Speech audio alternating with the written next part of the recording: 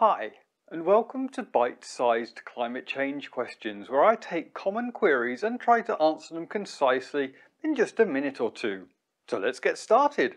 What exactly is climate change? Some people use the terms climate change and global warming interchangeably.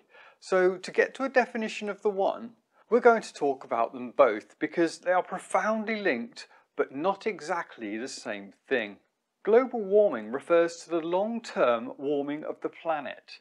Global temperature shows a well-documented rise since the early 20th century, and most notably since the late 1970s, according to NASA. Worldwide, since 1880, the average surface temperature has risen about 1 degree Celsius relative to the mid-20th century baseline, although that is not even across the whole globe. This rise in global temperatures is causing our climate, the average weather patterns for a particular region over a long period of time, typically 30 or more years, to change. So climate change is a broad general term for these changes.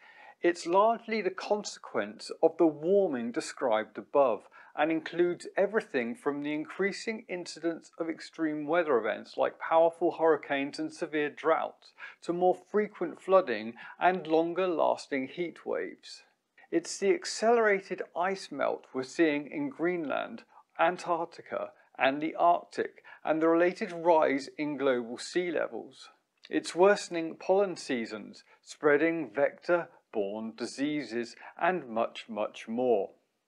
Thanks for watching another bite-sized climate change question, where I try to answer those questions you were too afraid to ask because you thought, well, everybody already knew the answer.